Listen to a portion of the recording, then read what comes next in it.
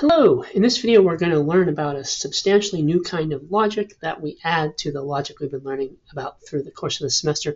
It's called predicate logic. So let's find out what that is. So here are some English arguments. Every person is mortal. Socrates is a person, so Socrates is mortal. That's a valid argument. If the premises are true, the conclusion must be true no matter what. You don't need to know anything more, no more background knowledge to tell that there's that connection. It's a valid argument. Every whale is a mammal. Every mammal is warm-blooded, so every whale is warm-blooded. Valid argument. Some novelist is a genius. Every novelist is lonely, therefore some genius is lonely. Another valid argument. So all these arguments are valid, but if we were going to try to symbolize them, we would not succeed in producing valid arguments. Our symbolizations would just be P, Q, therefore R, right? These are all, as far as we are concerned with so far, just atomic sentences. They don't have negations in them at all. There are no ifs, there are no ands, there are no ors, there are no biconditionals. There are nothing for our symbols to sort of, that we've learned. The symbols, the English we know how to symbolize, none of that is there as far as we're concerned with our propositional calculus that we've been learning so far.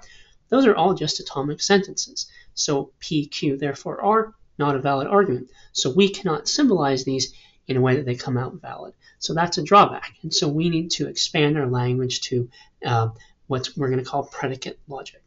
So where we're going is we're going to be able to do things like this. If we have everything is a frog, another way to say that, it's clunky in English, would be to say that everything is such that it is a frog. So we have that everything is such that, that's the clunky phrase, and then we have it is a frog, a sentence of English. So we have the clunky phrase on front of the sentence of English. The way that's going to be symbolized, it's going to look like this. That upside down A and then an X, that does the everything is such that, and the FX, that symbolizes it is a frog. Lots of new symbols there. In fact, those are all new symbols, so we're going to learn how they work. Again, something is a frog. Well, we could say that in a clunky way in English. We could say at least one thing is such that it is a frog. So again, we have that it is a frog part, and we have that big long phrase telling us how many.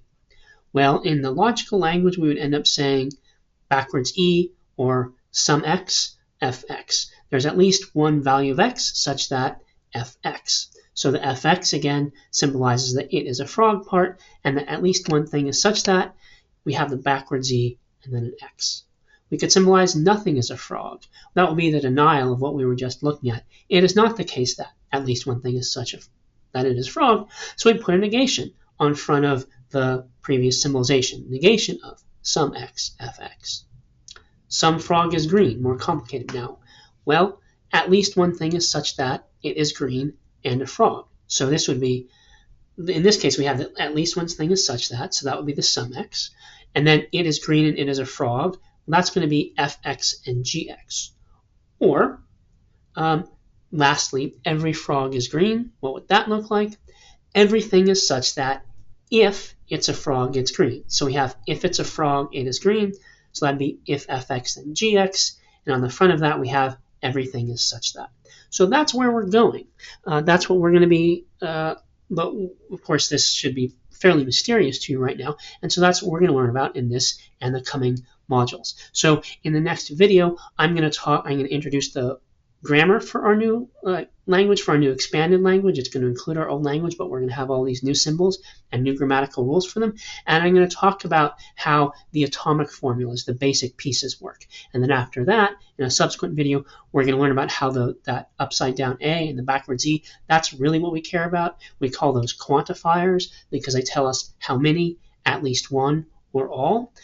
We'll learn about those in a subsequent video. So let's go ahead and get into the next video on the grammar and meaning of our new atomic formulas.